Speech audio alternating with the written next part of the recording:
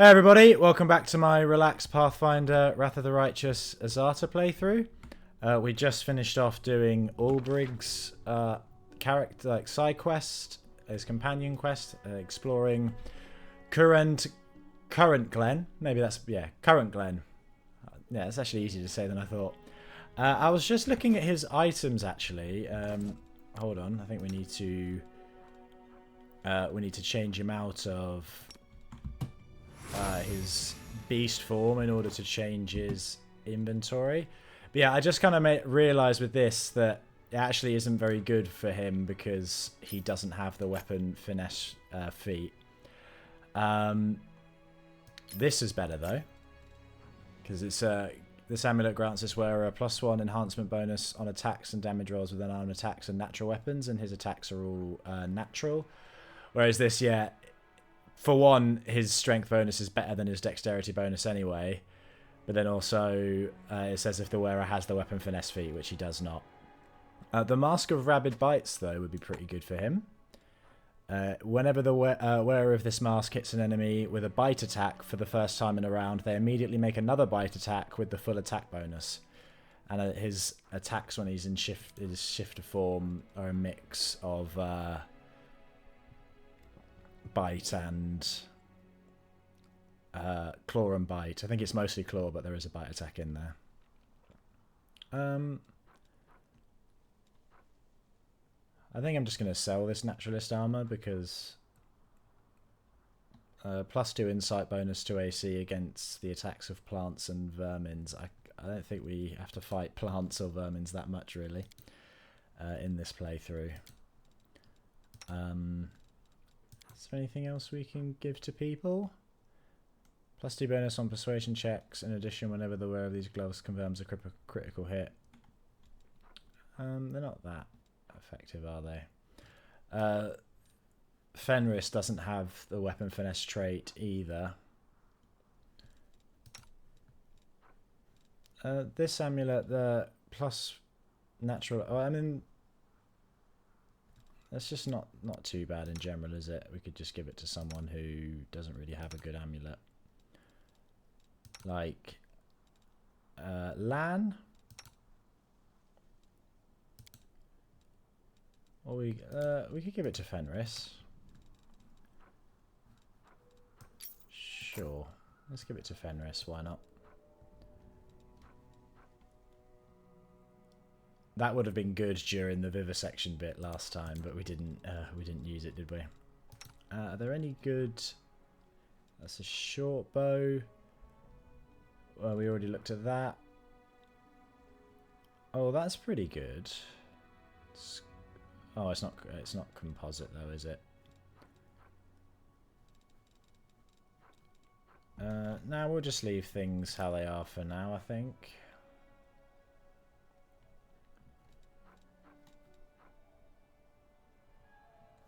Yeah. Alright, let's get out of here. Always watch your back.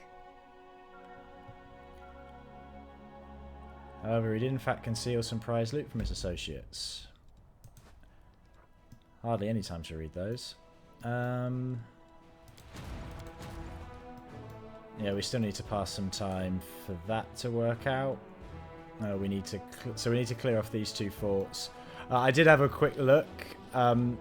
I didn't think there was anything time sensitive to Act 2, but there is a slight time sensitive element.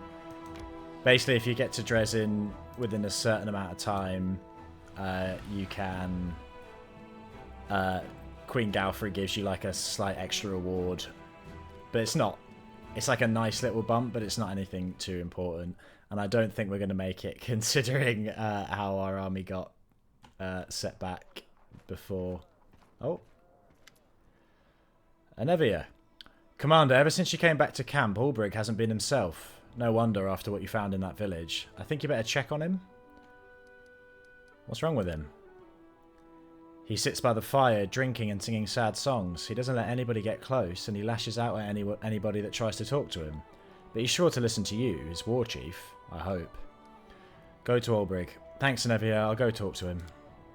If there's anyone who can help him right now, it's you.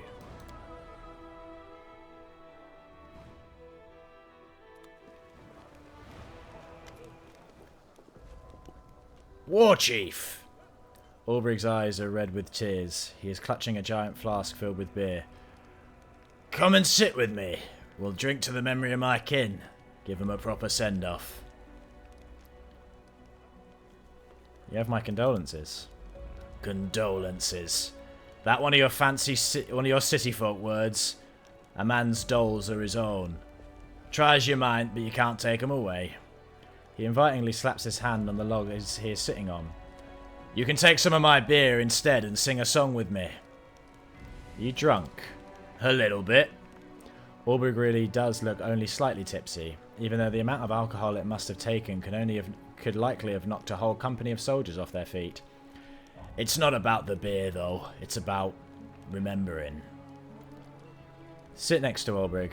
Let's drink to the memory of the fallen. Ulbrich hands you the flask. The beer smells sweet and pleasant. As black smoke rolled o'er the hills, o'er the fields, and the white crane flew o'er the welds. Having finished another verse of his endless and dismal song, Ulbrich takes a swig from the flask. Then there was Yigvi, Elara's boy, a tiny lad, only 9 he was. Such a curious boy. He spent his time climbing trees and scouring ditches, looking for nests of funny-looking pebbles. I gave him a little axe with a carved handle. Now that handle is just lying there, on the cave floor. I've seen many things in my time, War Chief. I've gone to war, I've led my clan through a plague, through bitter, hungry winters. I've buried my fellow warriors, friends, loved ones. But in those days, after the worst winters, there was always spring. And after days of mourning, there were newborn babes to name. That's how it always was. And now, this is it. The end. The end. Ulbrich shakes his head. No kin, no clan, no land. My God is silent. Even my time. Even that has passed.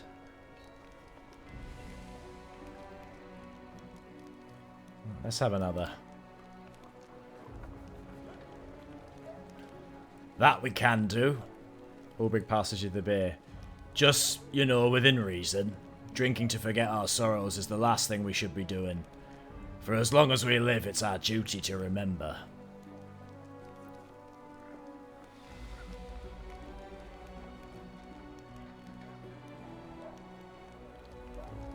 You do realise that some of the people you're honouring right now fought on the side of demon-worshipping cult? No, I'm not gonna. That feels insensitive.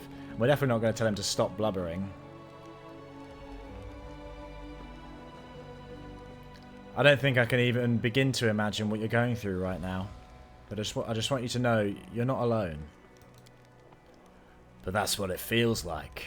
Like I'm all alone. Ulbrich stares at you, his eyes red from crying.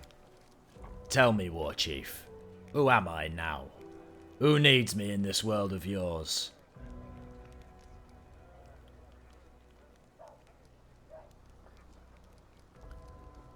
I don't think we're going to be... I know we're flirty with almost everybody, but I think we have a slightly different relationship with Ulbrich. We're not going to be... we're not going to come on that strong. Don't say that. You're an excellent fighter and a loyal friend. My party needs you. Your party is something, alright. I've never seen a stranger crowd. Oddballs, outcasts, rejects. Well, who am I these days? Another outcast? Which means I really am where I belong. You know, I feel better after talking to you. Thanks, War Chief. You've got yourself one crazy world here, but hey, if there are folks like you around, I'll fit in somehow.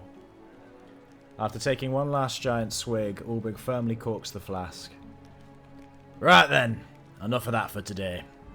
When victory is ours, we can honour everyone's memory properly, but it'll take a sober head to win.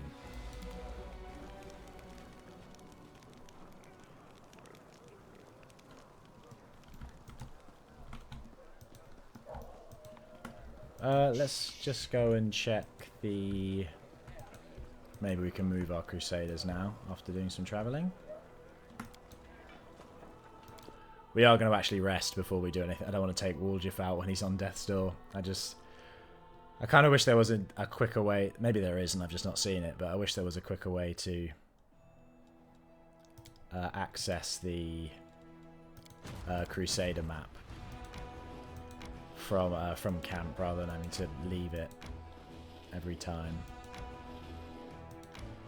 Move the Hell Knights up.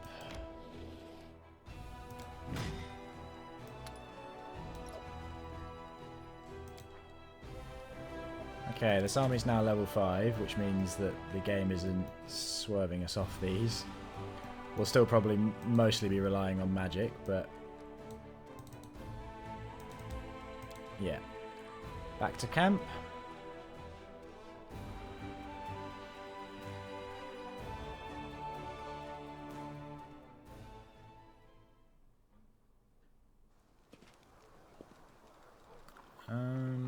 Is there a... No, that doesn't look like there's any quick way to access the Crusades. Why did it take Nenio out of here every time? Make another haste scroll. Or is there anything else we could do? Displacement's pretty good. Invisibility Grace is pretty good. No, we'll just do haste for now.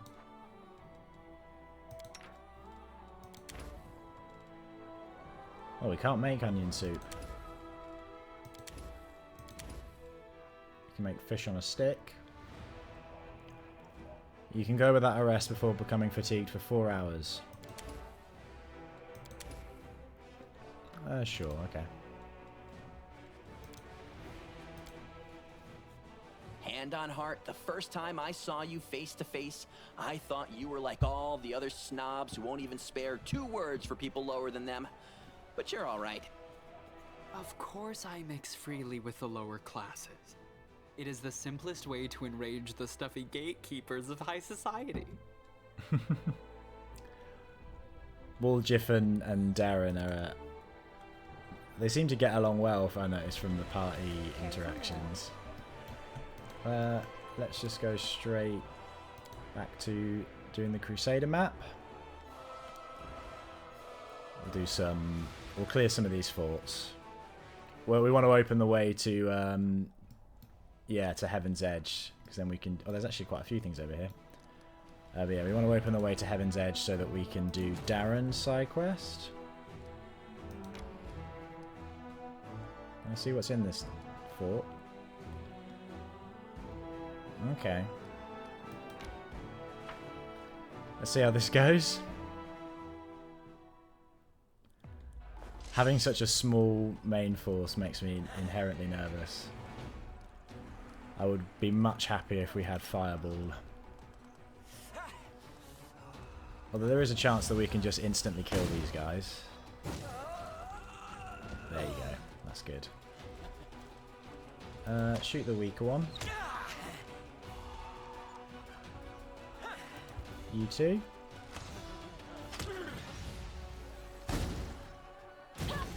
See, that's what worries me.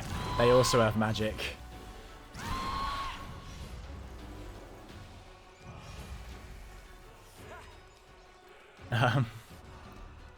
That does make me somewhat nervous.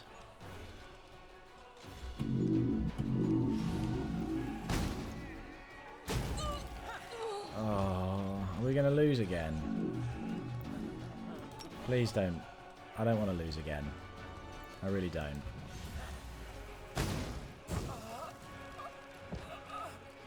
Okay, these Hell Knights look like they can do pretty well. Oh, especially if they're gonna get 2 goes in one. Hello, Georgie.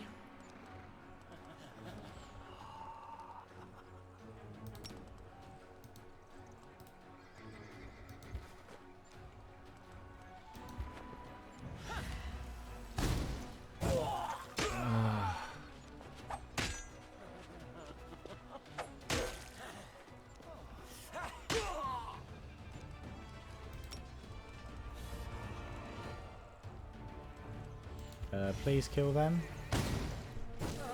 Thank you. Right, we should hopefully be able to do this. Kill them. Get another go? No?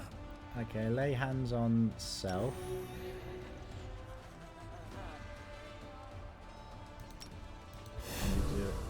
Kill them? Thank you. Oh, if the Hell Knights weren't in the way, that would have been much better. Because now he's going to get another go, isn't he? Oh, okay. We might lose a couple troops then. Or more than a couple. I'll actually do a heal. There you go, that's good.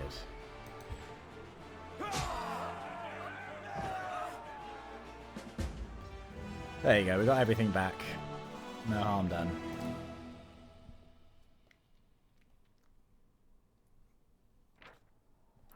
The Crusaders took over the ruins of a Sarkorian settlement and put to the sword all the demons defending it.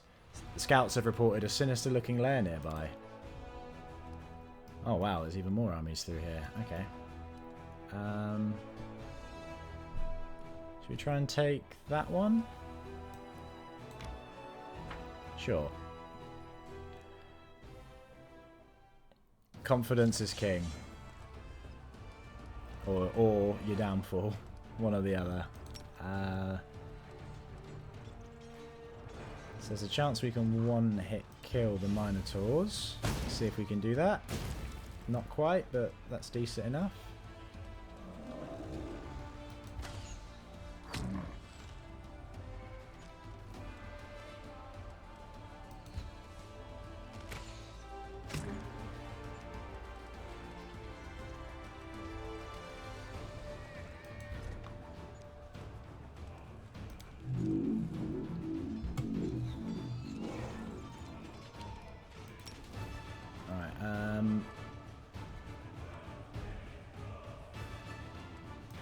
Hit the cultists, try and kill them.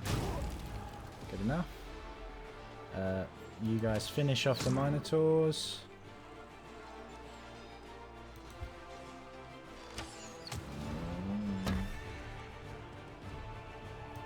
Hell Knights come around here.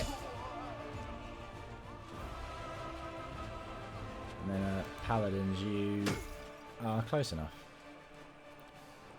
I'm not going to send these guys over there because the cultist fighters will probably ruin them. Right. Weaken the fighters. Thank you. Finish off the cultists.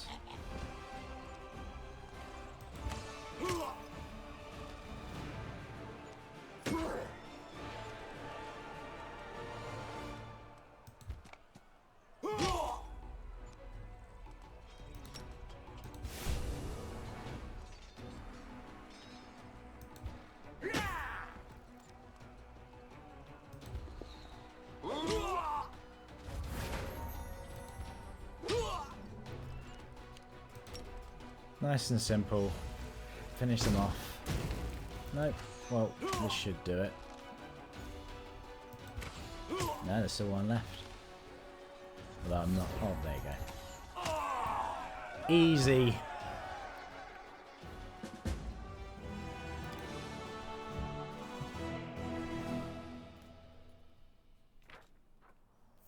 Keeper's Canyon used to be an important relay point for the river traffic between Dresden and Canabris. Now this small but once thriving port town lies in ruins, but its sturdy harbour may still come in handy when the supply ships from Mendev arrive.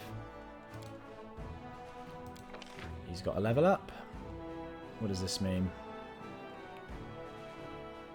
Could increase his... I really want you to give me Fireball, please, because in Fireball is a much better version of Scorching Ray. Oh, his army size is increasing, I think. All units in the army have a plus 15 bonus to combat morale per level of this feat. All enemy units have a minus 15 penalty to combat morale per level of this feat. Increased 5%, is not that much. The general gains 10% more experience points and an additional feat at level 20.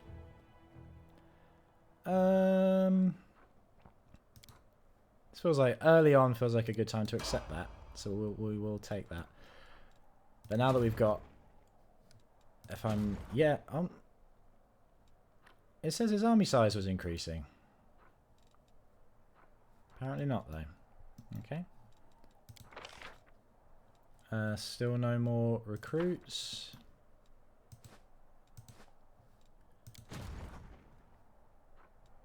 We're going to avoid this level 7 army. Because we know how that goes. But we'll go for this level 4 one.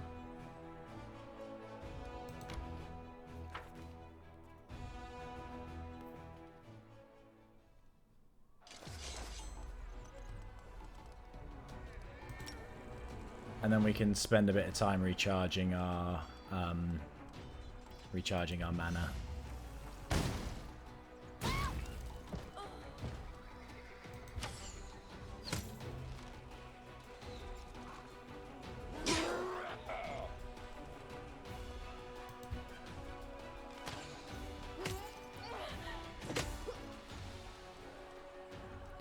Oh, the raiders are fairly tough, aren't they? Heal yourself up, paladins. Thank you. Smite evil. Oh, nice.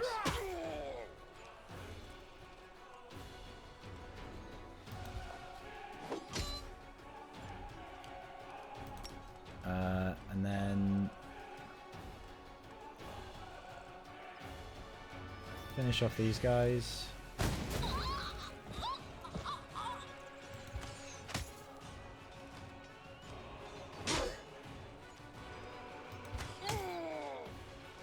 These ones should go down fairly easily.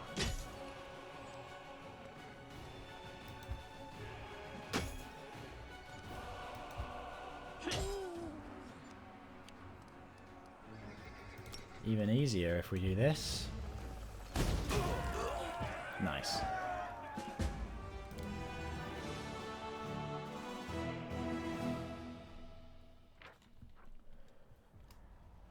All the rapacious mercenaries on their high-mettled horses turned out to be foreigners from an unknown distant land. Among the trophies in the bag of their shrieking leader, the soldiers found an unusual ring.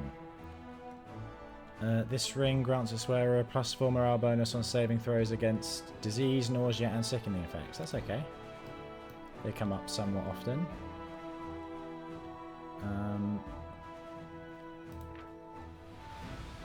Oh, these are... Some of these are ranged attackers, so yeah, I'm a little bit scared of those. We'll move the army back up for now. And as for our party, let's just go straight to Heaven's Edge.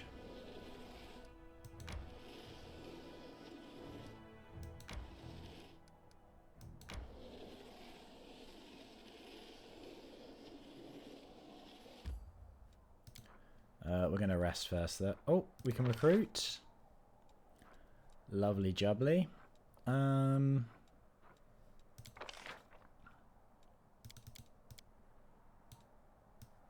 If we were willing to spend most of our money, we could get more Hell Knights. Or we could get more Paladins. How much to get? Okay, so 500 to get all of them. Okay, we'll just do that first. Start moving them up.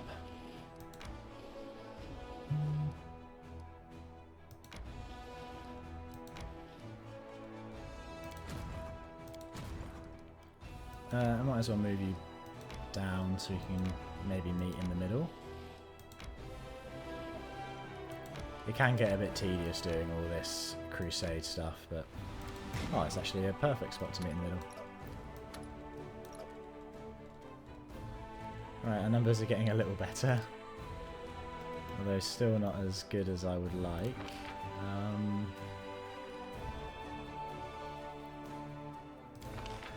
But seeing as we're down here, let's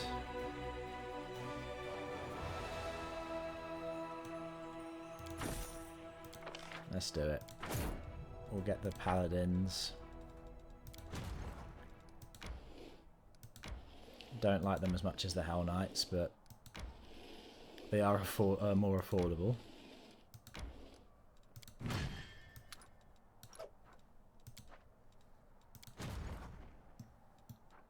Slowly but surely we are improving this army.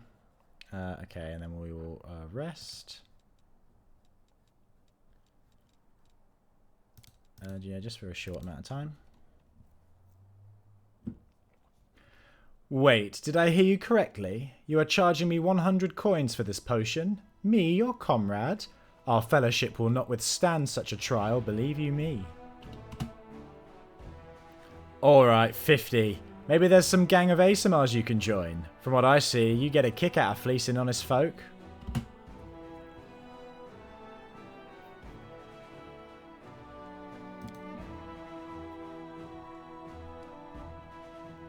Okay. Let's enter Heaven's Edge. This is Daeran's home estate, where all of his family plus everyone else that was there for a party except for Daeran was killed horribly by a demon plague.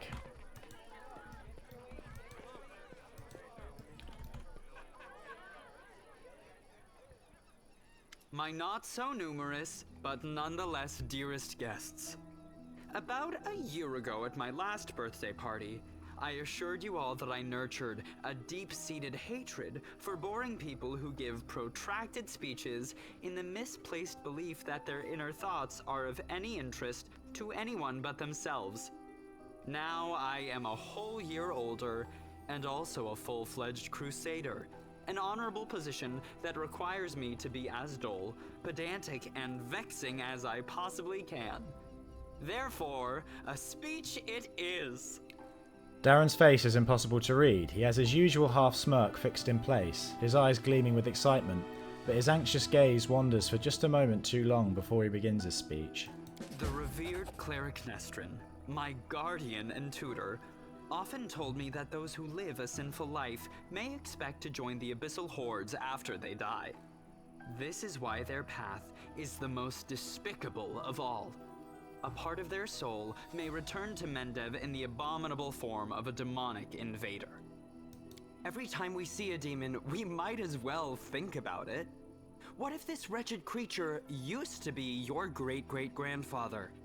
What if certain parts of this pointy-tailed beauty used to belong to your pious cousin? They say that the demons represent the sins of the souls they are made of. Succubi emerge out of lustful souls. Vandals turn into Abracandilu. Gluttons become Nabasu. I, for one, am determined to commit as many different sins as possible, so that the distributive mechanism of the abyss breaks when it tries to decide what to do with my soul. I have a lot of respect for the voice actor being able to pronounce that. I wonder how many times it took. You, my dearest guests, will be my assistants in this complicated task. Eat, drink, and indulge yourselves in whatever vices you can. Let nobody leave this house as righteous as they entered it. Live every day like it's your last. After all, nobody knows when that day will arrive, do they? Daeran smirks, finishes his wine, and tosses the glass to the ground.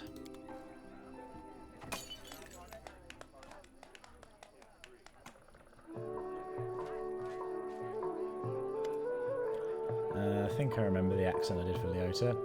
How interesting. Inquisitor Liotr whispers in your ear from behind. Did you find anything interesting? Nothing really. I just took note of a few things. I attempted to find out whether anything unusual or mysterious has happened to the Count over the last 10 years. During my conversations with him, with his acquaintances, two people noted that he never speaks of Reverend Nestrin, the priest of Iomade who was his guardian and tutor. Yet he just mentioned Nestrin in his speech, whatever that might mean. You told me that you tried to find out if anything odd had happened to Daeran over the last 10 years. Some of his servants complained about strange occurrences in the house, like objects moving by themselves or candles going out. Of course, that could simply be a figment of their imagination. It is also very well known that the Count often invites various spellcasters to entertain him, and encourages them to use their magic in mischievous ways. Practically the whole of Mendev knows the story about the 3 drunk wizards and their teleportation race across the roofs of Canabris after a party at the Count's house. What I'm trying to say is that any fluctuations in residual magic at his house are not at all surprising. There was the matter of the abduction, however. A gang of bandits kidnapped the Count hoping for a ransom, but the only reward they got was death. Afterward, the Count told everyone that he had hired the bandits himself as a joke. The other mercenary squad that freed him and executed the bandits was also in his employ. Nobody really wanted to delve too deep into this case after confirming the identities of those wretched cutthroats, but there was one disturbing fact about it all. I don't mean the Count's bizarre idea of fun. The mercenaries who supposedly freed him had also cut off the bandits' heads, after they had already killed them. Their heads were cut off? You mean the bandits who attacked Daeran? Yes. Perhaps I wouldn't have even noticed this detail had I not visited Heaven's Edge right after the tragic incident. I remember that we also found several headless bodies, both of guests and demons. We thought they had been decapitated during the fight. My companions have been finding 7 heads among their belongings recently. Strangely, things like this weren't a problem before Daeran joined the party. What? That is an alarming coincidence. Now we have another reason to conduct an investigation. It is crucial that we find out exactly what happened at the tragic feast. What do we need to do, Inquisitor? Now that's the hardest part. I need to dive deep into the past of this place, which requires casting several different spells over some time. It would be very convenient for me if nobody interrupted the process, especially the Count himself. I don't think he remembers my face, but a suspicious stranger casting unknown spells might attract his attention. All in all, what I want you to do is distract the master of the house. Right now he is playing horse in the very place I'd like to start with. How do I distract him?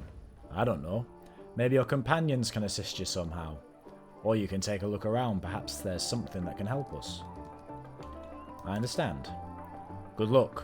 Come back to me when the Count leaves. I will tell you everything I managed to find out and maybe even show you something. Alright, let's have a look around. That's easy. I can't stop thinking about the last party in this manner. All of the guests died, every single one of them. This place gives me the creeps, but what a thrilling experience. Let's just pick up a bunch of... A jug of wine, if used creatively, may distract the Count for a while. Okay. How are you doing, Socio? I can't imagine how this manor must have been before the war. I yearn to set up my easel in one of the pleasant little alcoves and paint it to my heart's content.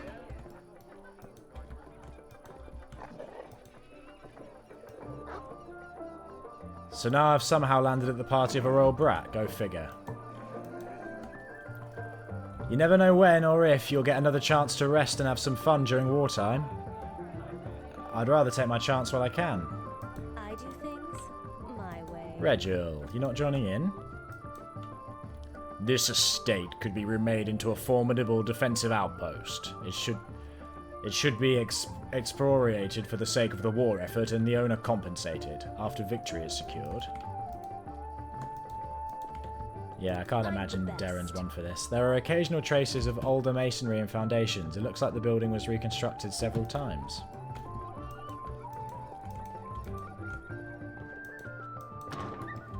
Are we ready to go in there yet? Precisely. Hey, Camellia. I adore this estate. So much beauty, so many quiet nooks.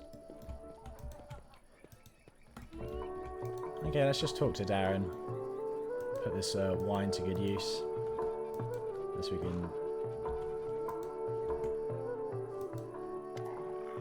Daeran, who has been watching the guests with an unreadable expression, turns his head to you and says in a casual tone, like he's continuing a conversation that was interrupted.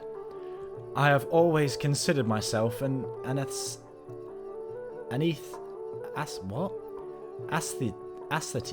I'm going to be honest, I have no idea what that word is. I guess it's like aesthetics focused person. Not a hero. When doomsday comes, I thought, I'd pour myself a glass of 100-year-old wine, sit in the front row and just watch the world burn. Playing the violin was also an option. Now I'll be damned if I know how I ended up in the Fifth Crusade. How did I become the companion of a heroine chosen by Almade? It was our destiny to end up together. Daeran snorts and averts his eyes for a moment. Oh, do go on. Tell me more about Heaven's Edge. This estate was once a truly beautiful sight, with its lush gardens and placid ponds. Daeran smiles briefly. It is a genuine smile, quite different from his usual half-smirk. The house itself is not that large, however. This land was part of the border region even before the World Wound, so my ancestors took that into account when laying the foundations. The larger the mansion, the harder it is to defend. I'd gladly give you a tour, but I'm afraid there's not much to see here. I don't have much time, so my servants only managed to clean up this yard, the Great Hall, and a couple rooms. There is nothing interesting about them, except, perhaps, the magical firefighting system powered by water elementals. I'm not sure it's still functional, though.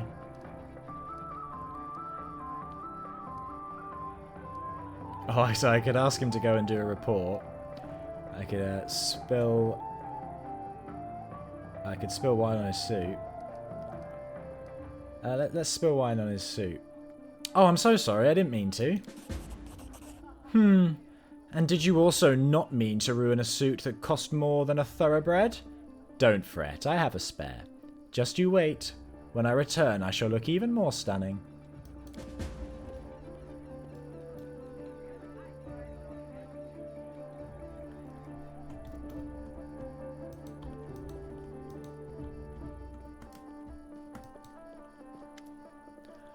I see that you did your part, Commander. Thank you. Now get ready to watch and listen closely. I will unravel the past of this place and try to show you whatever I find.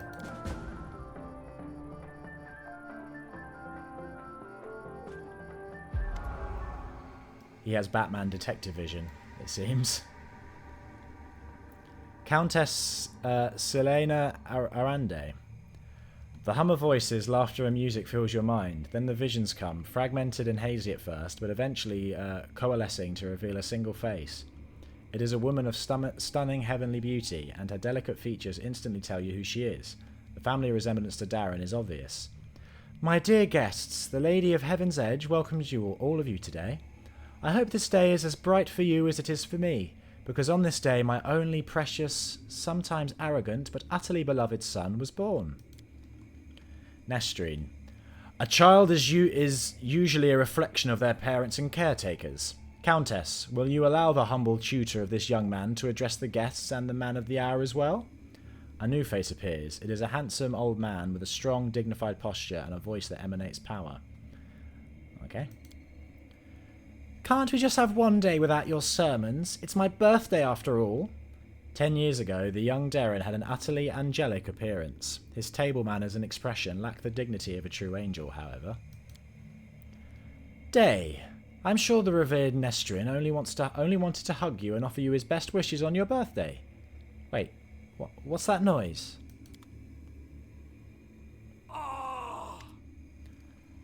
Lilitu. The shrill laughter rings in your ears and reverberates in the base of your skull. In the vision, a Lilitu appears before the guests of the estate and gives them an exaggerated, scornful bow. The sorceress of evil has come to your celebration, mortals. Did you prepare a treat for me too? What do you want, spawn of the abyss? I've already done everything I wanted to. Hey, you doddering cleric, look around. Don't you notice anything odd? The plague is in your wine, in your food, in the air around you, in your blood. Soon you will all die. Pray to your pathetic goddess and call upon your healing powers all you want. But they're not going to help you. Nothing will help you. I will give you a chance to see it for yourself. And when I return, the grave realization will have already sunk its teeth into your throats. Oh, how I love watching mortals in their final desperate hours. The demon finishes her speech with an air kiss to Daeran, making him freeze in horror, and disappears.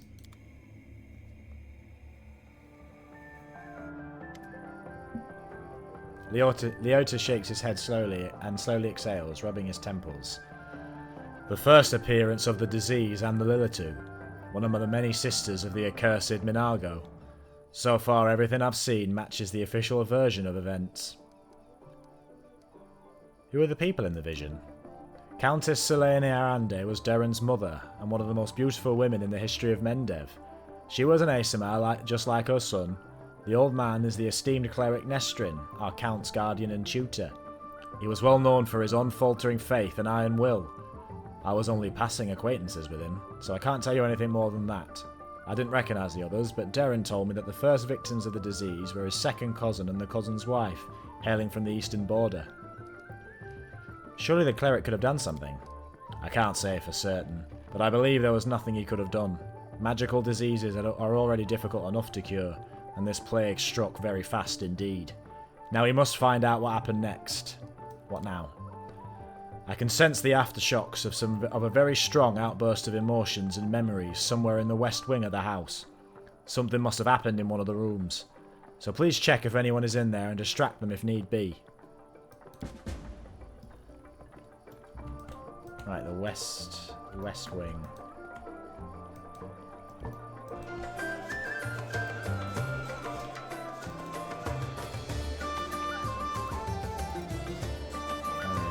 I wonder why the demons who attacked Hennage Edge chose plagues as their weapon. It was so unimaginative. Nenio. Compulsive food consumption may be a symptom of several severe neurological disorders. It may also indicate that the food in question boasts exceptional palpability. Don't think I underestimate the importance of quality rest for soldiers, but this revelry isn't rest, it's decadence. How can a single family, or even a person, live in a house large enough for my entire tribe? Ulbrig, you getting down? The Mendevians like to put on airs, but they know how to throw a party. I'll give them that. Fun and frolics may shield us from horror and despair, but one should use the shield sparingly. I assume this must be the West Wing. Woljif, what are you doing in here?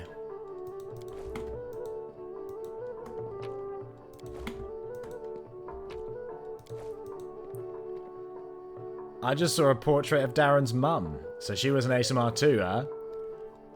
Some people get a celestial bloodline, tons of money and a title, while others get horns and a slap in the face. Careful now.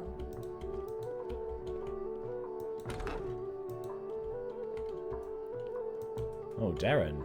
My.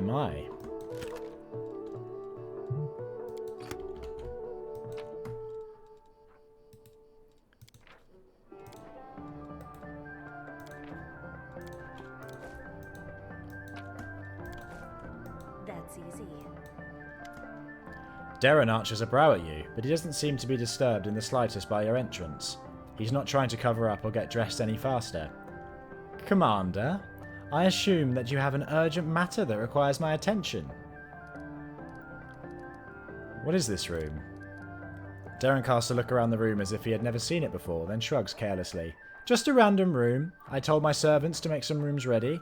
This was one of the rooms they chose.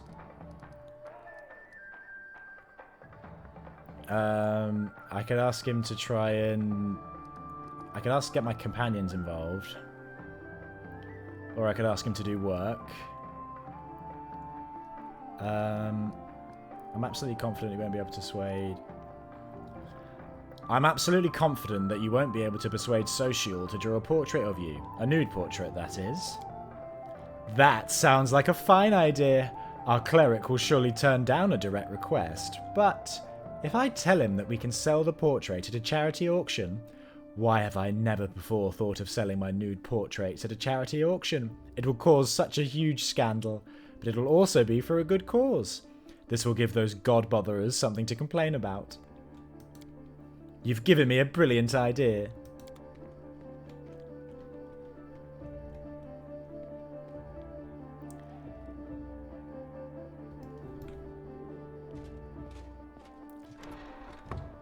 I see that you were able to do as I asked. Prepare yourself. This vision might be rather difficult to watch.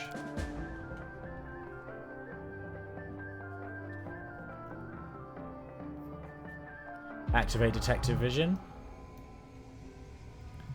Young Daeran stands motionless by the Countess's bed. His face is pale with fear, and for good reason. His mother's heavenly beauty is gone. Her smile, once beaming with vitality and happiness, looks more like the grimace of a corpse. Only her golden hair still glows, a sad reminder of the healthy young woman she was just a few hours ago. Mother! Can you hear me, Mother? Day, my boy, how did you get here? The Countess's voice is fading. Don't come any closer, this disease. Mother, listen! The revered Nestrin has sealed the gates. He says he won't let anyone leave the estate. If the plague reaches the larger settlements, nobody will be able to stop it. He claims this is why the demons attacked us in the first place. They knew that we would call upon the strongest clerics to heal us, and those clerics would catch the disease and die as well. The fat Baron and his family tried to escape, but 3 armed paladins barred their way and said they would not let them go. Mother, we need help. Canabras is full of clerics, wizards, and demons know who else. They might know how to stop it. We need to get there as soon as possible. We must obey the revered Nestrin. We are the Lords of Mendev, and we must protect our people. If it reaches Canabras, thousands of innocent people will die. I don't care about any innocents! Daeran's voice rises to a shout. You're ill, Mother! You're dying! You must tell them to open the gates and take you to Canabras. They won't listen to me, but you are the lady of the estate. They can't refuse you. I can't. I must. Please leave, my dearest. Don't lose hope. You can still... A convulsion overtakes the Countess's body. Her last words are swallowed by a long guttural groan. Liotr wearily rubs his temple, but his face is unreadable. Now I have an answer to one of my many questions. Nobody went to Canabras in search of help, because the revered Nestrin didn't let them. He valued the safety of the city more than the lives of his flock at the estate. What a difficult choice it must have been.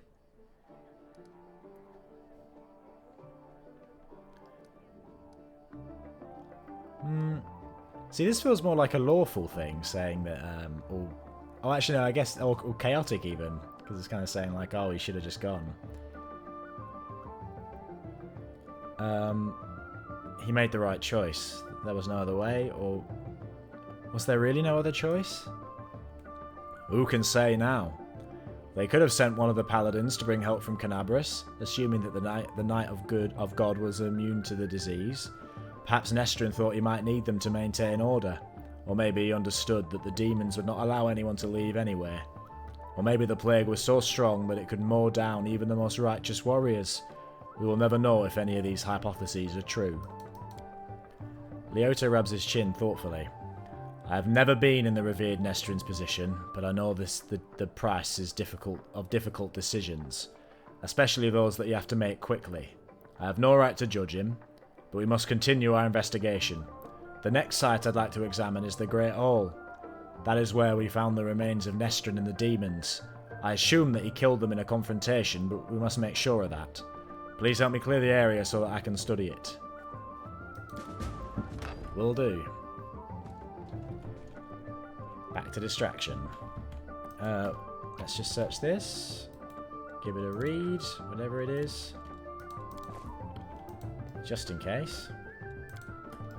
Countess Selene Nevean Daeran Arande with their infant son Daeran. Unlike typical aristocratic portraits, this one depicts a young mother having fun with her child on a seesaw. What a down-to-earth noble.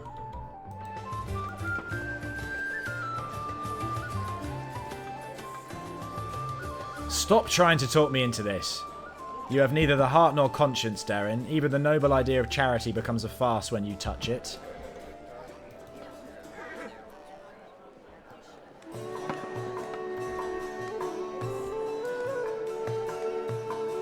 Is Daeran going to say anything back? I don't think these so-called innocents will suffer from knowing that their money and medicine came from my sinful silhouette.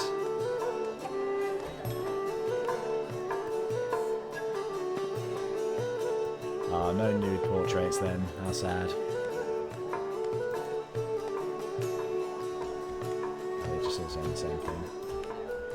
Oh, Brig's dancing. Oh, there's Ember. I don't think we talked to her yet. There's so much food here. If I let Sooty eat everything she wants, she'll become twice as fat and won't be able to fly anymore. You enjoying yourself, Wooljiff? Oh, it's just the same thing. Right, Daeran. There is a feverish gleam to Daeran's eyes, owing to either tipsiness or some overabundance of emotion. Ho there, Nest! That rotter social refused to sketch me in the nude for charity, but it didn't upset me too much. The faces he made while I was explaining the idea to him were well worth it.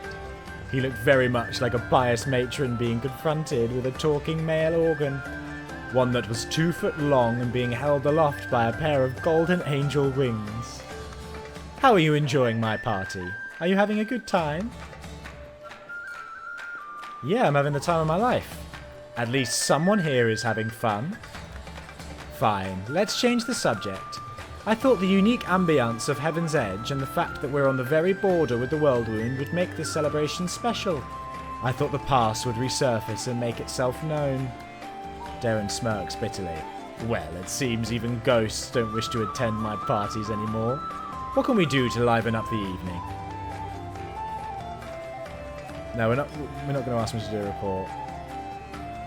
We're not going to call him out either. You know what I think? I think it's time for a drinking contest. Ah, yes, the tried and trusted method for salvaging a dull party. For salvaging anything, actually. I am ready, but who's my competition? Albrig will show you how they drank in Old Sarkoris. I lost the odd contest in my day, but never a drinking contest. There's a first time for everything. I only hope that after our bout you do not fall into a dead sleep for another 100 years. Let's drink until one of us falls unconscious or begs for mercy. But the music is fairly loud in this bit.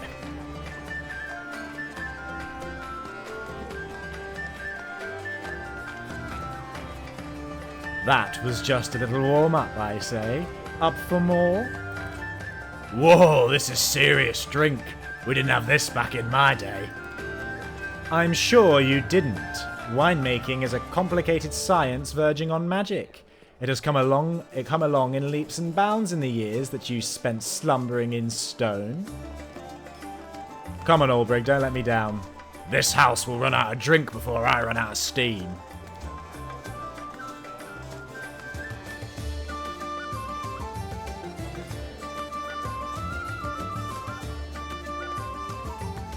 Whoa, are we done here, or are you ready for another round? I've disgraced myself. I've been out drunk by a city-born popinjay in a silk shirt. This is what happens when an overconfident barbarian issues a challenge to civilization. Well, they're still going, though.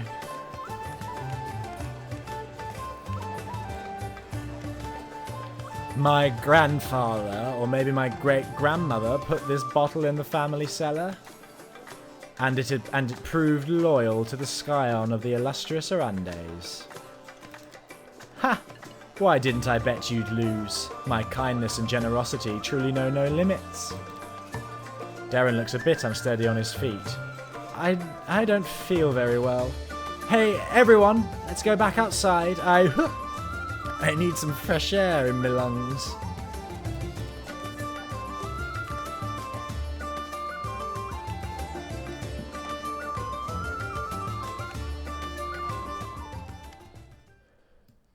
Here we are again, Commander. Liotr looks grim but focused. So let us take another glimpse into the past.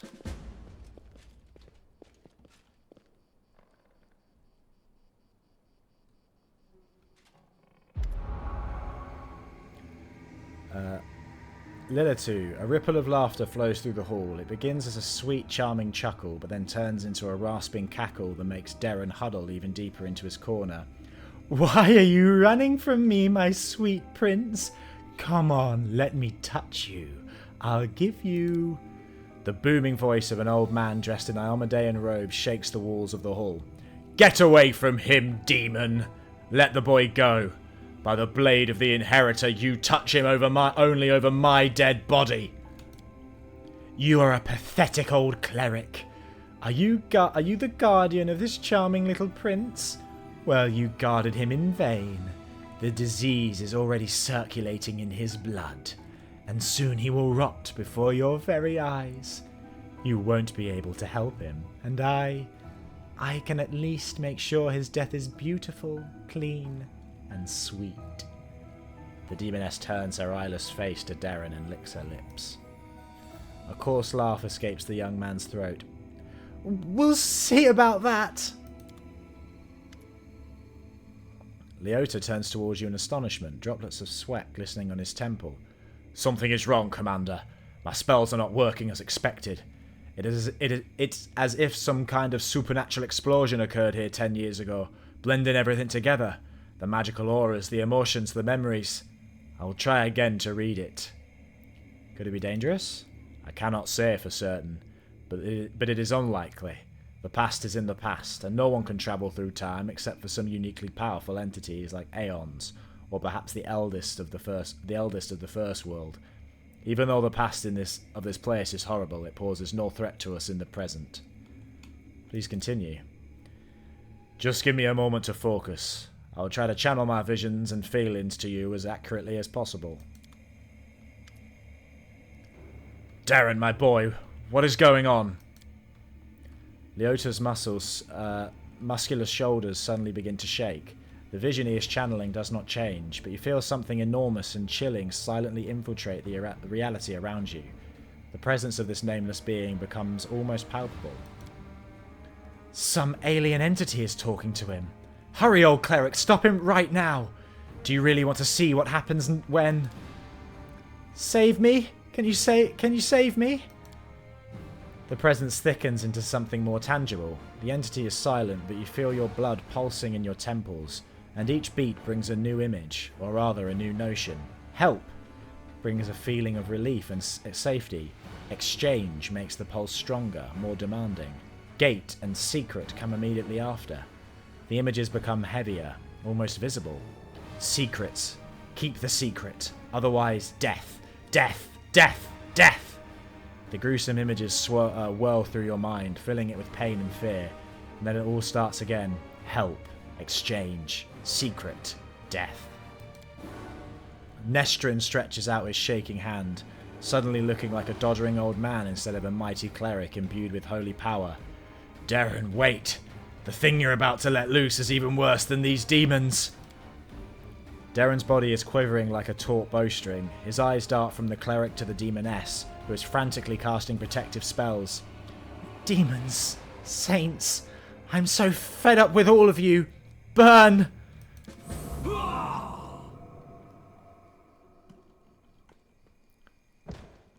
Liotr. Liotr opens his eyes with a groan, then gets back on his feet. His legs are wobbly, his eyebrow is cut, but he seems not to notice. Sincere sorrow is written on his face, as well as a strong hint of horror. What a misfortune. No, what a disaster. Everything is far worse than I imagined. Are you alright? The strain, the emotions, they overwhelmed me and made me faint, like an agitated youngster. It is nothing, really. I will not be able to cast any spells for the rest of the day, but aside from that, I'm fine. I'm fine. Do you understand what happened 10 years ago? The Inquisitor slowly exhales through clenched teeth and says in a low voice, still massaging his temple, Yes and no. Damn it. My thoughts are astray. I'll try to explain everything to you in full detail. Many living things are capable of performing the most extraordinary feats, good or bad, when a deadly threat looms over them. 10 years ago, the young Count found himself cornered in every sense of the word. He allowed some alien entity to intercede for him. It frightens me that all my experience as an Inquisitor is completely useless in this case. It does not resemble anything I have ever heard or read about. This entity, I think I will call it the Other, possesses uncanny power.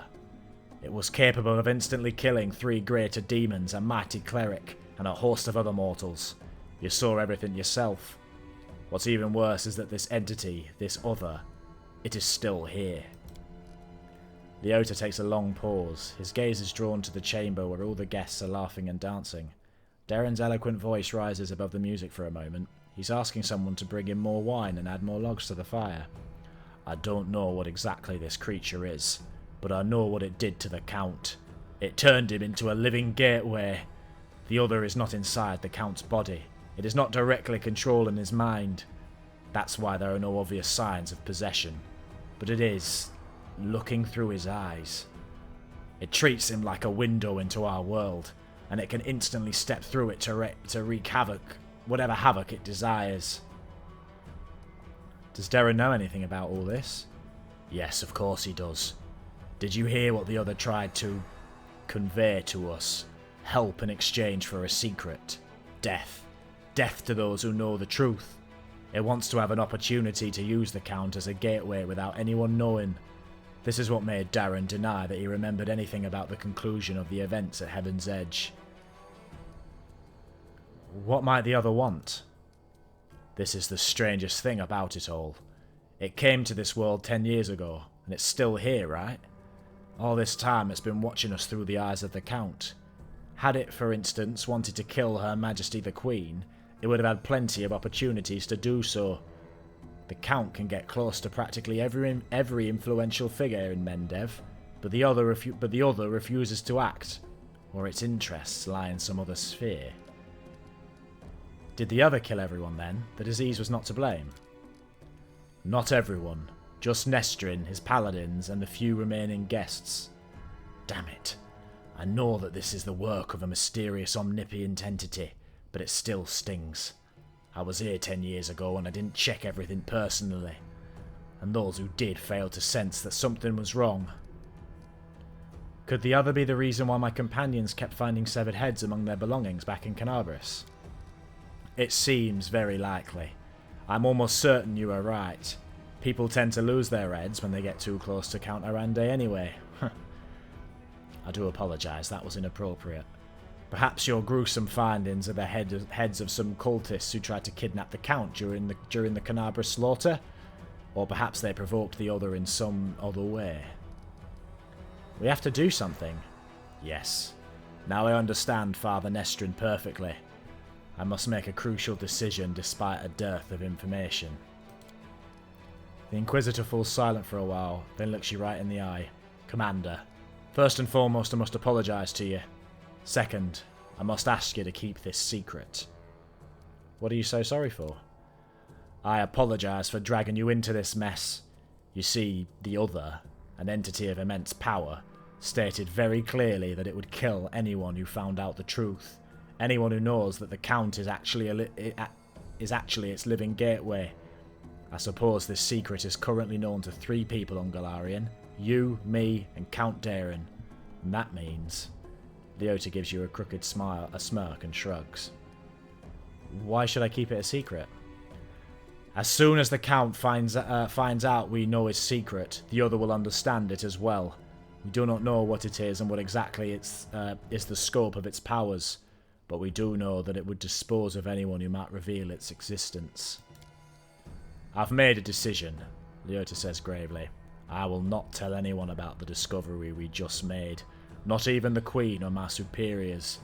Instead, I will immediately go to Nerosian and sift through all the archives of the Inquisition in order to find out what exactly we are dealing with and how it can possibly be defeated.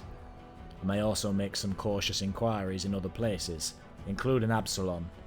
Still, I will not reveal the truth until I have found out at least some reliable information.